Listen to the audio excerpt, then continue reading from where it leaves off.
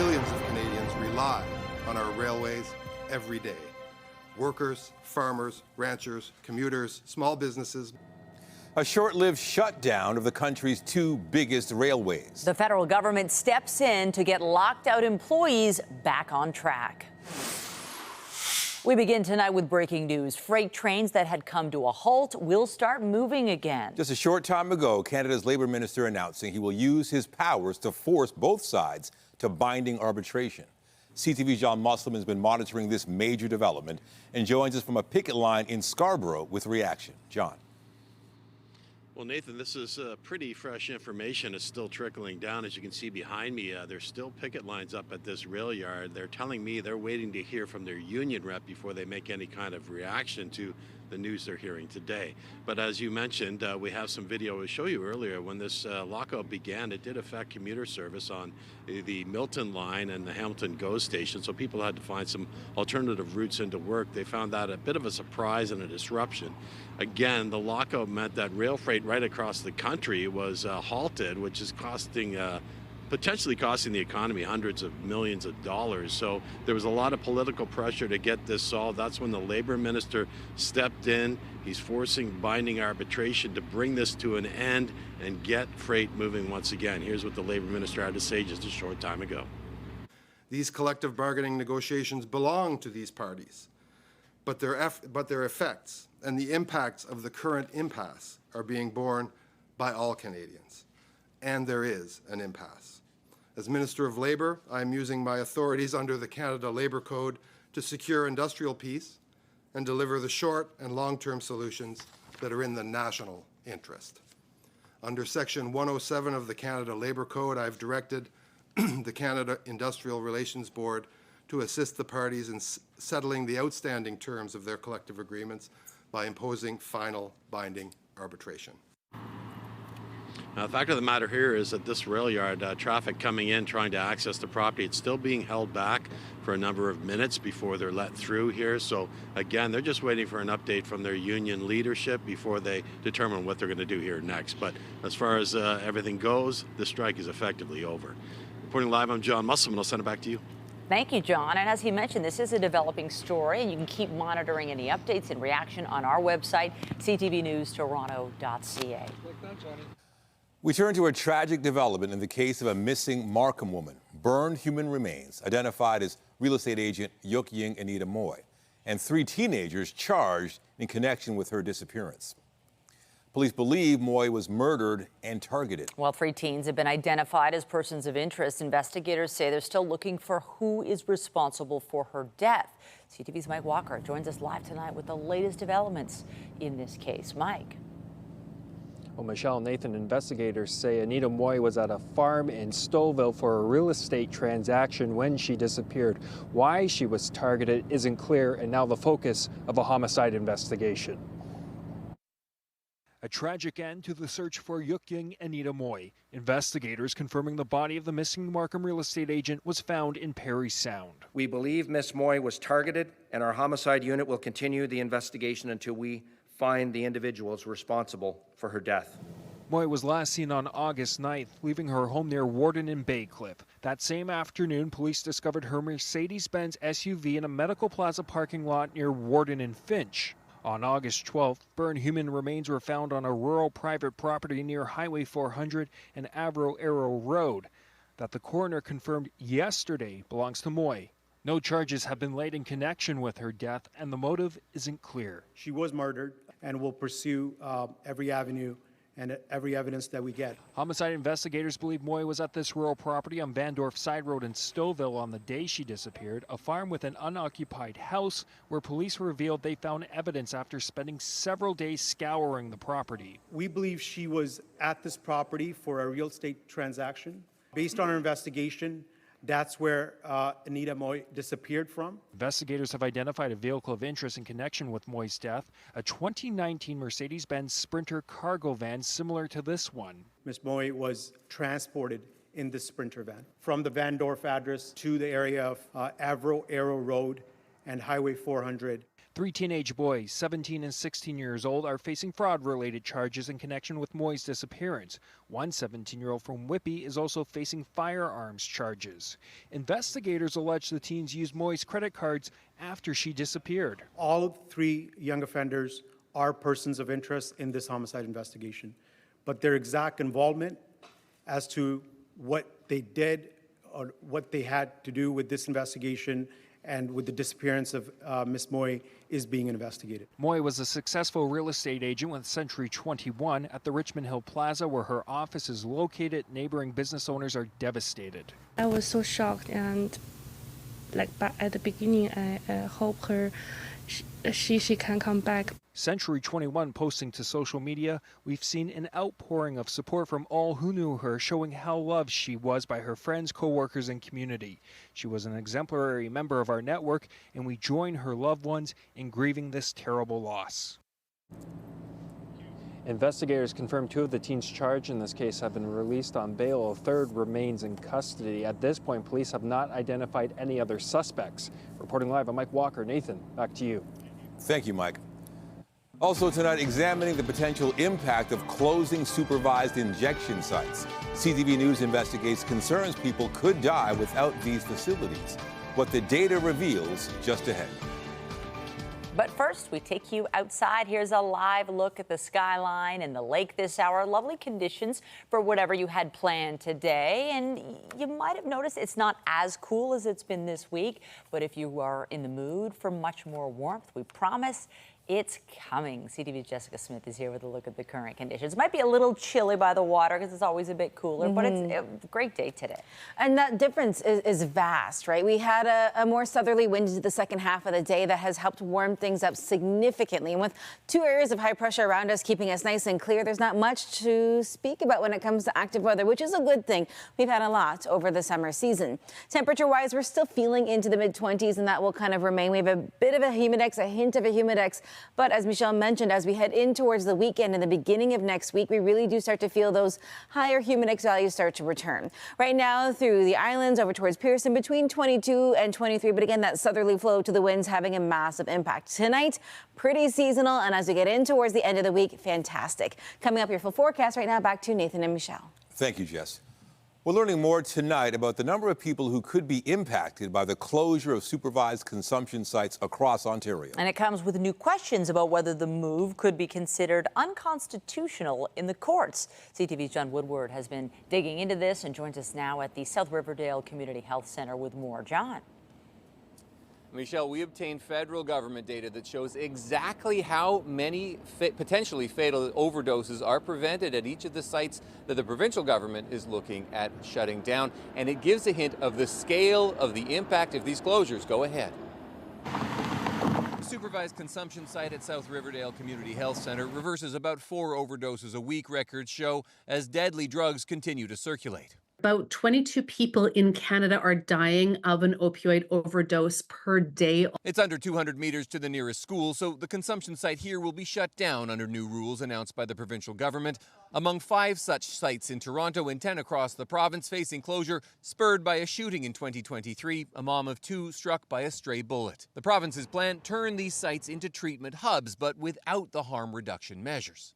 And we'll see more overdose deaths, which means that our emergency services will be running around in circles trying to save people's lives across the city. Exactly how many? New figures obtained by CTV News offer a clue. The 5 Toronto centres helped clients survive over 5,600 overdoses in a 4-year period. That works out to just over 3.6 a day. Across the province, the 10 sites helped clients survive more than 9,000 overdoses in the same time period. That's just under 6 a day.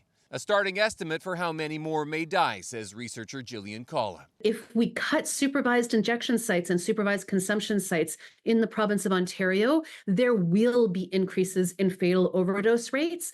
Federal figures also show the sites refer over 100 users a day to treatment, people who may otherwise be hard to reach. It's going to face an uphill battle if there's a court challenge. Lawyer Mike Fetter represented an intervener in a court case fighting the shutdown of the first supervised injection site in North America, Vancouver's Insight. Ultimately, Canada's Supreme Court found the attempt unconstitutional because it wasn't based in evidence. If you're going to cut people off from something that reduces, the risk of disease and death, you better have an evidence-based explanation. In a statement, a staffer for Ontario's health minister said open taxpayer-funded drug consumption should not be happening on the same block as schools and daycares. Yesterday's action will help protect the public, especially for our most vulnerable, Ontario's children, even if it may make lives for Ontario's drug users much more dangerous. Now, there's been no court challenge filed, but if there is one, a court can examine any part of this, from the larger decision to close the centres all the way to parts of it, including the order that they can't simply move and reopen. Reporting live from the South Riverdale Community Health Centre, I'm John Woodward. Nathan, back to you. Thank you, John. Still ahead, the WHO calls Mpox a public health emergency, but Toronto residents say there are delays in accessing the shot. The plan to ramp up vaccinations coming up. The RCMP have laid terrorism charges against a suspect from the GTA after what they're calling a lengthy national security investigation. Mounties allege the suspect was participating in the activities of a listed terrorist group and was counseling another person to commit a terrorism offense. Police did not say which group the suspect was allegedly supporting or what actions may have led to the charges. The suspect was a minor at the time of the alleged offenses and cannot be named. They're scheduled to make a court appearance by video link on Tuesday. The world's eyes are on Chicago as the final night of the Democratic National Convention gets underway. Vice President Kamala Harris is set to formally accept her party's nomination for the top job in a tight race against Donald Trump. CTV's Joy Malbin has the latest from Chicago. With all the celebrities, it was Coach Tim Walz who stole the show, giving a pep talk to the nation. We've got the ball, and boy, do we have the right team. We're going to leave it on the field. That's how we'll keep moving forward. That's how we'll turn the page on Donald Trump. The 60-year-old Minnesota governor brought his small-town charm to Chicago, and in these divided political times, an appeal for unity to Americans. That family down the road, they may not think like you do. They may not pray like you do. They may not love like you do, but they're your neighbors, and you look out for them. Giving a shout-out to his family, beaming with pride. Hope, Gus, and Gwen, you are my entire world. The heartfelt moment of the night, his son Gus shouting, "That's my dad." And leave it to the talk show queen Oprah, who once supported Donald Trump decades ago. We are beyond ridiculous tweets and lies and foolery. We won't be set back, pushed back, bullied back, kicked back. We're not going back.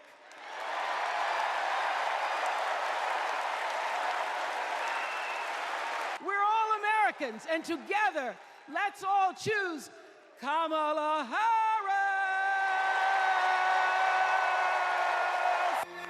Donald Trump, who's been competing for the spotlight, visits the southern border. He slammed Harris's record on immigration policy, calling Democrats all sizzle and no substance. Comrade Harris, you're fired. And this. And he's irritated about all this talk about Project 2025, a controversial right-wing blueprint for a Trump second term. Trump says he knows nothing about. Here it is.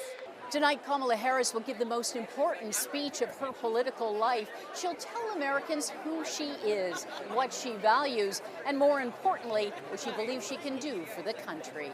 Joy Malbin, CTV News, Chicago. And we're set to speak to CTV's chief political correspondent, Vashi Kapelos, from inside the convention in moments. So we have a reminder, though, the CTV National News with Omar Sachedina will be live at the Democratic National Convention tonight as Kamala Harris officially accepts her party's nomination. You can tune in at 11 o'clock right here on CTV, CTV News Channel, and at ctvnews.ca. Deadly fighting continues in Gaza as international efforts to reach a ceasefire between Israel and Hamas appear to stall. A hospital official in northern Gaza said 12 people were killed in an Israeli strike on a house in Beit Lahia. Israel's military said it was looking into the incident. The IDF has stepped up operations in parts of Gaza in recent weeks, saying it's acting in response to rocket fire from those areas. This comes as sources tell Reuters a ceasefire between Israel and Hamas is being held up by disagreements over Israel's future military presence in Gaza and along Gaza's border with Egypt. Meanwhile, Ukraine's president weighed in today on his country's military incursion into western Russia.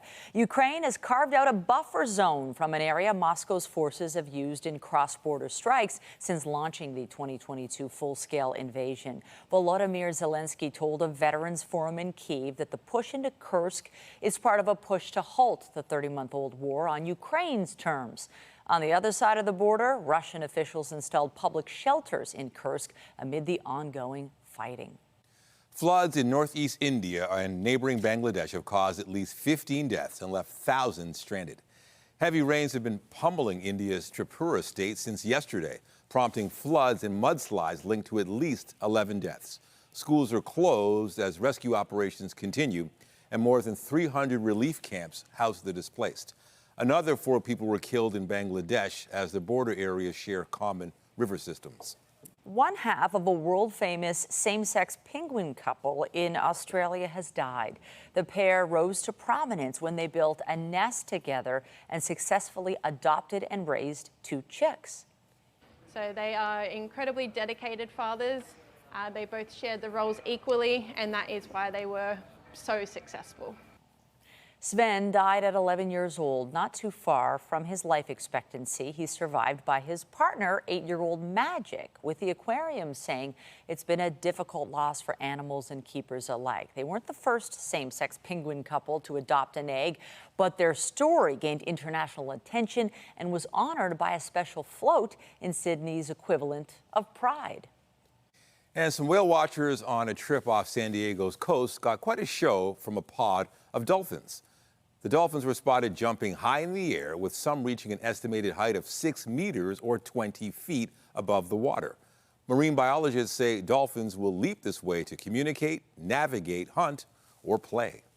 Well, back here at home, the countdown is on to the city welcoming some of the biggest stars in the world to the Toronto International Film Festival. But today, the spotlight was on Canadian films which have made the cut. CTV's Andrea Case has the story. The Toronto International Film Festival is still 2 weeks away, but the lineup has already begun outside TIFF Lightbox on King Street West. I'm in line because I'm a Luddite and I do not want to do this online. The rest of the people here, most of them are volunteers. It's one of the perks of volunteering. You are granted some tickets to see films during the festival. I'm very excited for the film festival.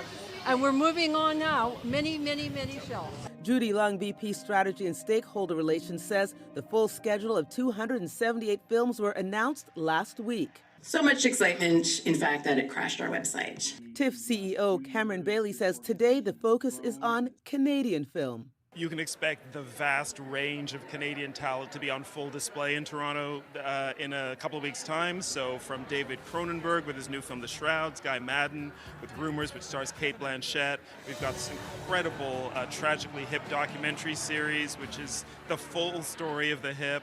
Also, we're announcing today it's a new Randy Bachman doc as well, one of the great storytellers of Canada. That's brand new, so we're just announcing that today. TIFF Chief Programming Officer Anita Lee. 59 Canadian titles, 9 more than in total last year. Every year, I feel like our selection is increasing. More specifically, we have 23 feature films, 27 short films, 4 documentaries, and 2 series. TIFF's commitment to Canadian film remains strong, thanks in part to a huge $23 million investment from the federal government. It'll be used to create the Canadian content market. Beginning in 2026, it will be a one-stop shop to promote and sell our film and television productions to the world. After a 5-year hiatus, awards recognizing the best of Canadian film will be presented this year.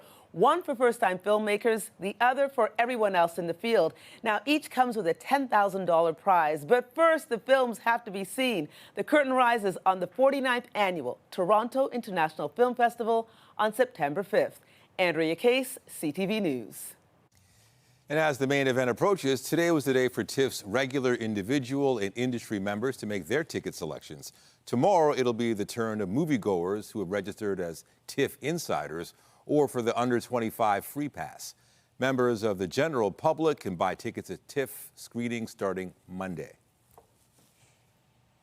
We return now to Chicago and the Democratic National Convention. CTV's chief political correspondent Vashi Capellos joins us live. Vashi, big moment for Kamala Harris tonight. What are the stakes here, and are you expecting anything new from what we've been hearing from her so far?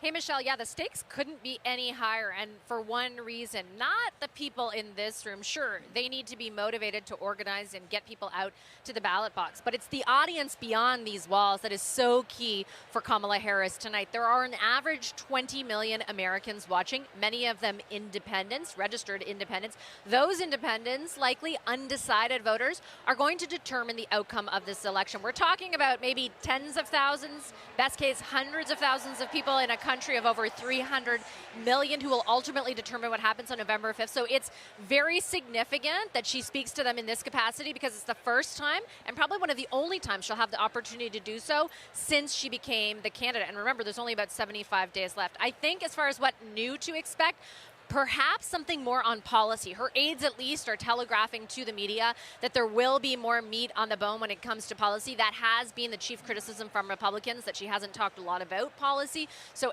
I'm looking to see how she does that and how she contrasts or tries to separate herself from the last 4 years in the administration. Vashi, I know you talked to one of her campaign strategists. Do they think they have a path to victory at this stage, realistically? Yeah, they think that, honestly, the exact quote was, "I have no idea." Basically, the path to victory, which is 270 votes in the Electoral College, has slightly altered thanks to the popularity of Kamala Harris, or relative popularity in certain states and the demographics she's popular with. So some states have become more important as far as swing states than others, but it's still, honestly, a complete toss-up. Even her closest advisors will admit that freely. They don't have enough data to know whether the momentum they are feeling in this room as it's presented on TV is actually going to translate into votes. And so it will be most certainly down to the wire. And the Republican vote is very motivated as well. It's important to remember that Trump is actually doing better now at this point of the campaign than he was in 2020. So you got to keep that context in mind. CTV's Vashi Capellos live in Chicago at the DNC tonight. Thank you. Thanks, Michelle. And coming up, there's a Hockey Hall of Fame, a Rock and Roll Hall of Fame, and now the CNE Food Hall of Fame.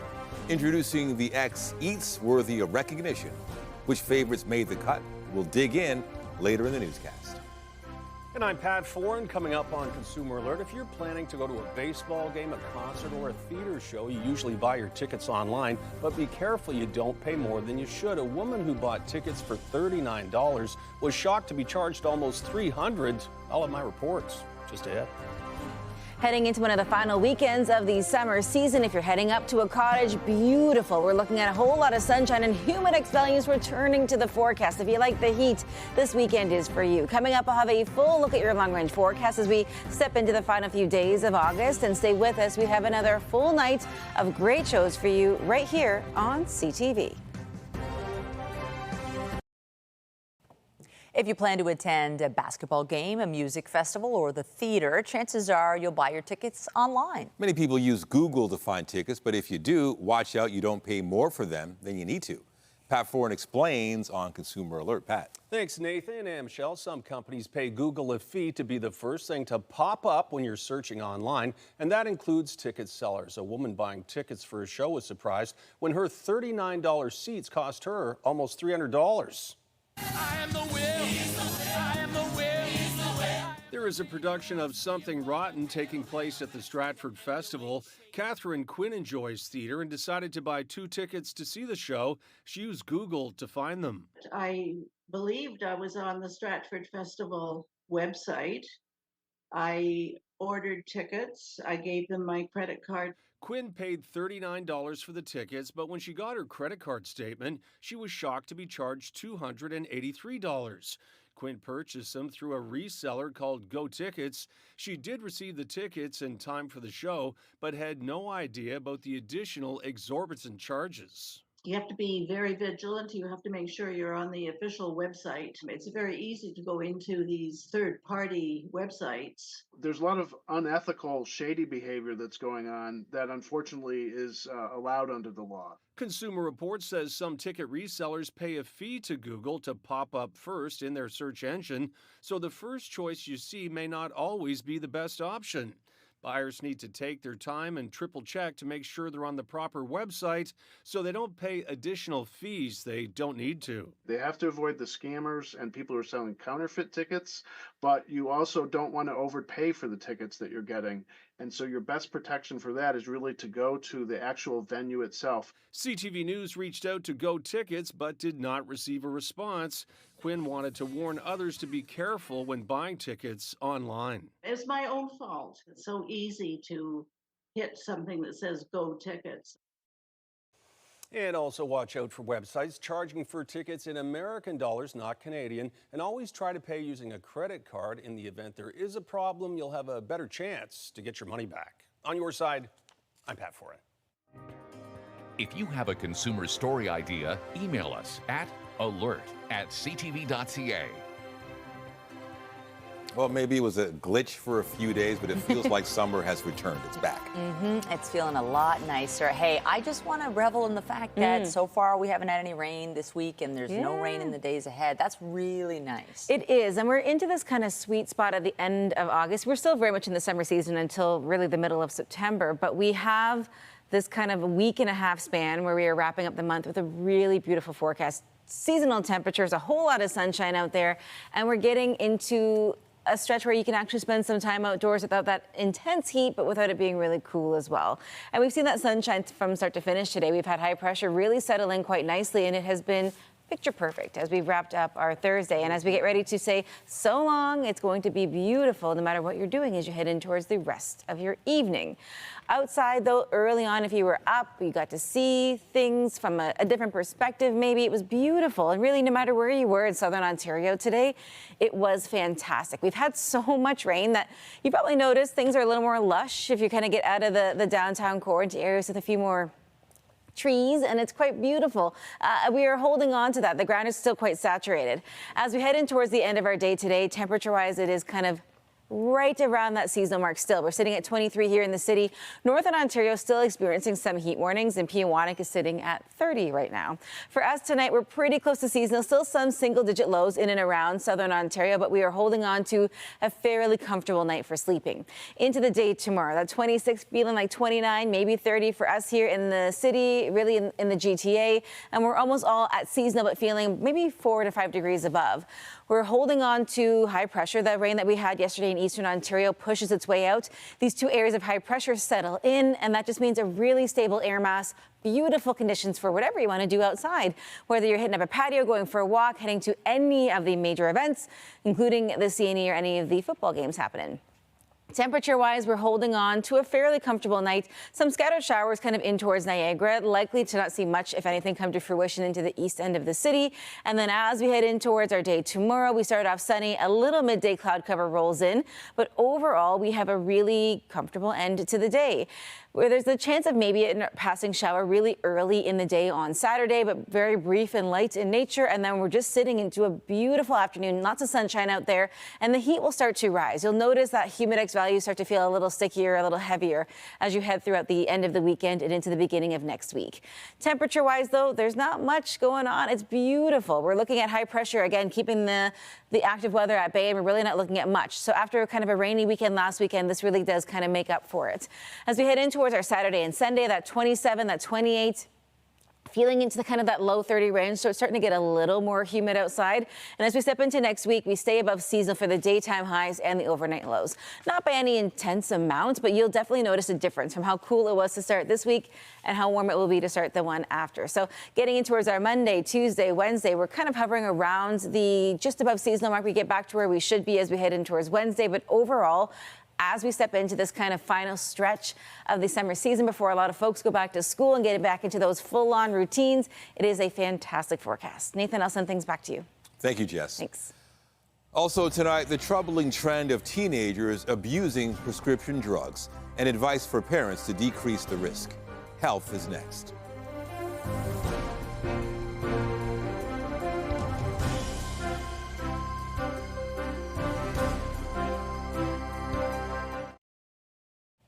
A recent survey of Ontario students shows big jumps in the use of cough medications and other drugs for non-medical purposes. And the group Drugs Free Kids Canada says parents can help avoid this by properly disposing of unused drugs. Here's our health reporter, Pauline Chan. According to Drug Free Kids Canada, about 11% of high school students admit using prescription or over-the-counter medications to get high in the past 12 months. And when we push further, we know that 55% of them got those from home. So it's not so much buying it off the street. They can go into the family medicine cabinet. There's also the danger of little children mistaking pills or edibles for candy. So we encourage parents to start even as soon as they have toddlers in the house, just in terms of really raising awareness around you're not supposed to be taking medication that's not prescribed for you. For example, flavored vitamins are not candy. Drug Free Kids Canada and the Health Products Stewardship Association are promoting a special event. Families across Canada are encouraged to collect their unwanted or expired medications or supplements and bring them to a Rexall location or other pharmacy on Friday, August 30th, which is International Overdose Awareness Day. So you can bring in creams and ointments, leave those in their original container, and if there's a prescription direction on it, take a blackout marker so that you protect your personal information. Pills, loose pills, both prescription, over-the-counter, vitamins, they can go in a Ziploc bag. Terry Drover says the medications will be safely collected and incinerated. Some of these incinerators are also waste to energy, so it produces energy to run other facilities like hospitals. So it ensures that it's not making it into our water systems, which is very important. And if you can't make it for August 30th, organizers say not to worry. You can drop off your unwanted medications at any pharmacy on any day. Pauline Chan, CTV News. New research is linking excessive fluoride in drinking water to lower IQ in children. Adding fluoride to drinking water is considered one of the greatest public health achievements of the last century. But a report from the U.S. Department of Health and Human Services outlines striking risks to children if water fluoridation is more than double the recommended amount. The study summarizes a review of research conducted in several countries, including the U.S., Canada, and India. The spread of Mpox remains a public health concern here in Toronto and around the world, but access to vaccinations appears to be an ongoing issue in our city. CTV's Natalie Johnson reports. In the Meds Expert Pharmacy on Queen West, pharmacist Michael Fanous has been encouraging eligible patients to get immunized against Mpox, but has been frustrated to find that the clients who are trying to follow that advice are having a hard time booking that vaccination. We're unable to get any vaccine for our clients, and so this is incredibly frustrating that we will refer clients out to public health and then they can't find any supply there either, or they will go to the websites that we provide for public health and find no appointment slots. 1 week after adding more appointments to their Metro Hall clinic, the Toronto Public Health site for booking the Mpox vaccine once again reads no appointments available.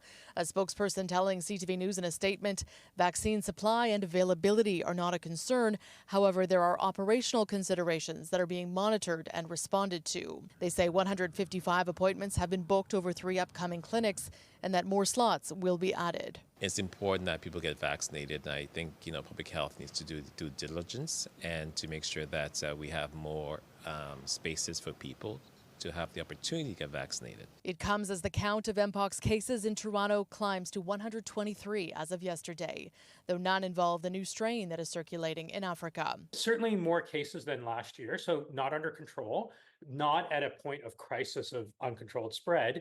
I think that there is a really strong ability, again, with engagement from the community and the public health infrastructure to really suppress those cases further, and that's what we should aim for. Officials say eligible Torontonians may have more luck accessing the Mpox vaccine at sexual health centers. Fanous says their pharmacy has the setup and willingness to administer the shots if only they were given supply to do it. It is frustrating as a healthcare provider to give the advice, to advise clients to take preventative measures, and then when they come back and are unable to find it, it's a lot harder to engage people in care when the system itself is not providing the care that we need. Natalie Johnson, CTV News. And while Canada has seen a summer COVID wave, officials are turning their focus to fall and winter when case counts usually climb. The U.S. Food and Drug Administration today approved updated COVID vaccines from Pfizer and Moderna. They target a type of the Omicron variant similar to the one driving infections right now. Health Canada's review is still underway, but health experts strongly advise those at higher risk from COVID get the new shots when available. Taylor Swift is speaking out about the decision to cancel her Eras Tour concerts in Vienna after a terror plot targeting them was foiled. Swift said calling off the 3 shows was devastating, and she was left feeling guilty for doing so, as well as frightened by the reason for the cancellations. She added, "I was also so grateful to the authorities because thanks to them, we were grieving concerts and not lives. I was heartened by the love and unity I saw in the fans who banded together. My priority was finishing our European tour safely, and it is with great relief that I can say we did that." Swift's next shows are here in Toronto in November. A colorful cast of characters have taken over the Metro Toronto Convention Centre. Fan Expo is back for another year. The 4-day festival is the largest comic, sci-fi, horror, anime, and gaming event in Canada and the 3rd largest pop culture event in North America. It started as a small comic book convention with about 1,500 fans and has grown into a major attraction, drawing hundreds of thousands of visitors. Fan Expo opened this afternoon and runs until 9 tonight, as well as tomorrow and Saturday from 10 a.m. to 7 p.m. and Sunday from 10 a.m. to 5 p.m. Outdoor art is taking over Yorkville this weekend. The Yorkville Murals Festival returns with the theme No Empty Space this Saturday and Sunday. Visitors will be able to enjoy massive inflatable art sculptures, a block party, murals, TTC art installations, and a celebrity chef. You'll find the event on Yorkville between Bel Air and Hazelton Avenue. Amid anger over the high cost of food, Loblaw is trying out an all-new shopping concept, expanding its no-name brand into a store. After the break, how the grocery giant plans to reduce costs for consumers. Spellbinding Star. Tomorrow on CP24 Breakfast, Catherine Hahn joins us with a supernatural look at Marvel's Agatha All Along. CP24 Breakfast, where Toronto gets its everything every morning. We have a cloudy but slightly cooler night ahead of us. If you plan on spending some time outdoors, a light layer might be a good idea. If you're missing the warm nights, the heat is on its way back just in time for the weekend. Coming up, a recap of your 7-day forecast. It is the government's responsibility to ensure industrial peace in this critically vital sector. Updating our top stories, the federal labor minister is intervening in a work stoppage at Canada's railways that brought trains to a standstill and risked economic turmoil. CN Railway and CP Kansas City locked workers out after months of contract talks. Ottawa's move forces binding arbitration, but it's not clear when workers will be back on track. At the beginning, I hope she can come back. A tragic end to the search for Yuk-Ying Mui as investigators confirm the body of the missing Markham real estate agent was found in Parry Sound. She was last seen August 9th. Investigators believe she disappeared from a rural property in Stouffville that day. Police haven't identified a suspect, but 3 teens face related charges. Emergency services will be running around in circles trying to save people's lives across the city. And local officials are sounding the alarm after the province's move to shut down 5 safe drug consumption sites in the city. Figures obtained by CTV News suggest closing the facilities prevent around 3.6 overdoses a day. The Ministry of Health said closing sites located near schools and daycares will protect the wider public.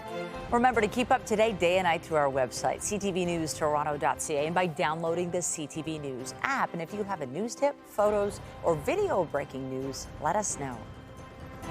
On the markets, the Canadian dollar changed hands at 73.46 US, down a fraction. North American benchmark oil was at $73.01, up $1.08. And the TSX Composite Index ended the day at 23,037.47, down just over 84 points. The Business Report is brought to you by Canadian Western Bank, the bank built for business. Loblaw is launching 3 new stores under its No Name banner, aimed at providing cheaper options for customers. The pilot project advertises shoppers can save up to 20% on groceries and essentials.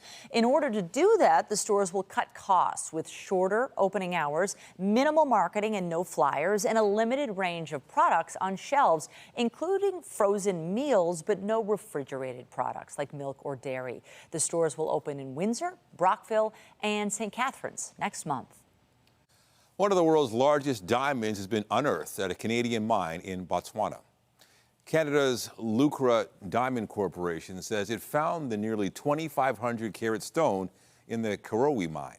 Botswana's government has said it believes it is the largest diamond discovered in the South African country and the second biggest ever brought out of a mine. In sports, Chad Kelly will return to the Argos lineup tonight following his suspension for violating the CFL's gender-based violence policy.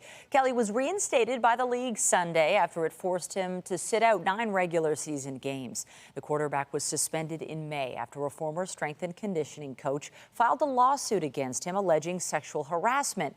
It has since been settled. Kelly also had to undergo counseling. He's set to get the start this evening when Toronto hosts Saskatchewan.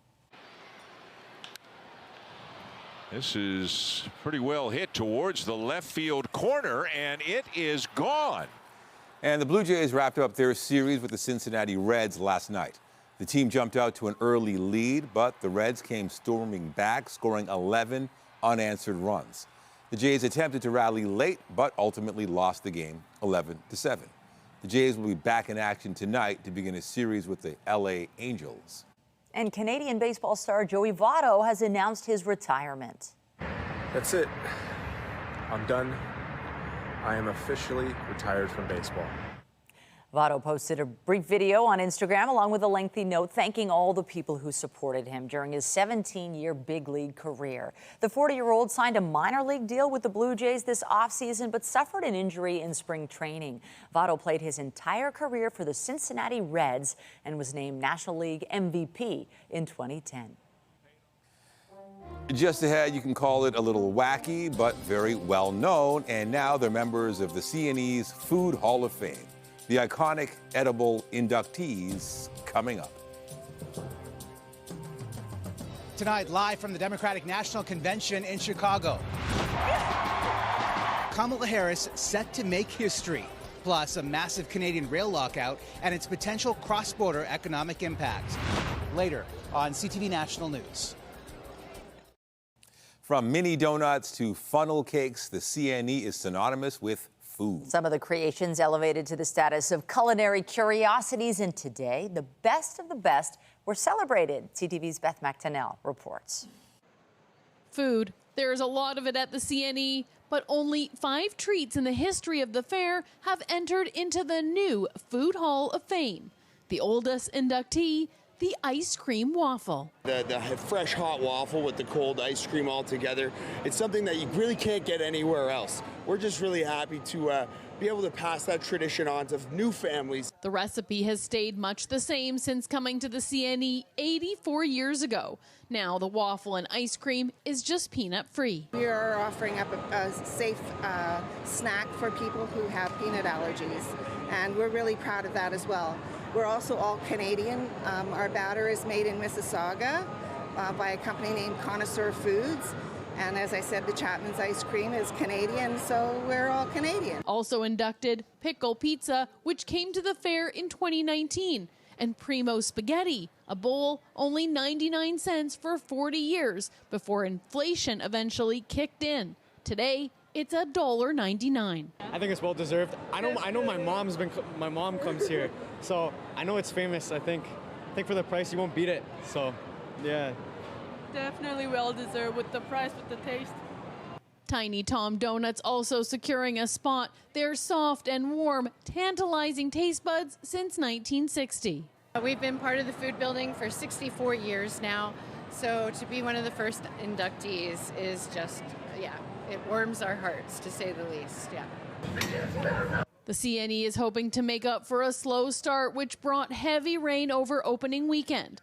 The CNE says typically crowds increase over time. We hope this exercise, the Hall of Fame, the Food Hall of Fame, will become an aspirational goal motivating our vendors. The posters showing off the inductees will later be mounted on the rafters inside the food hall.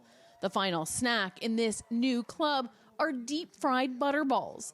They arrived in 2010 and are making a comeback. It is a ball of butter inside with funnel cake deep fried around it. There's some chocolate sauce. It's dripping. I don't think it's too healthy, but here I go. Oh my gosh. It melts in your mouth. And you can try them too. The balls are available until the end of the CNE on Labor Day. Beth McDonnell, CTV News. You want the spaghetti? Which one do you want? Right now I want the spaghetti, maybe a little bite of that pickled pizza. How about you? They all look great to me. I'm doing the donuts, the pickled pizza, and then maybe the butter. The butter's actually good. All of them, to be fair. Great night to go to the CNE. It's going to be that kind of sweet spot temperature-wise where it's not too hot, not too cold, and just comfortable for being out and about and eating all those delicious and interesting food options. We are holding on to a more southerly wind that will help keep us nice and warm, and that really continues into the day tomorrow. Wind direction plays such a key role, and we're holding on to that warmer southerly flow to round out the week. Right now, sitting at 23, just a sprinkle, a hint of a humidex, and as we head in towards our Friday, Saturday, Sunday, it only gets nicer and nicer and nicer. Woohoo. Thank you, Jess. That's it for us. But a reminder, join Omar Sachedina tonight at 11 for CTV National News. He's in Chicago, followed by Zarada Allman with our next local newscast at 11:30. In the meantime, our coverage continues anytime on CP24 and online at ctvnewstoronto.ca. For Jess Smith and the whole team here, thanks for watching. Have a great night. Donut.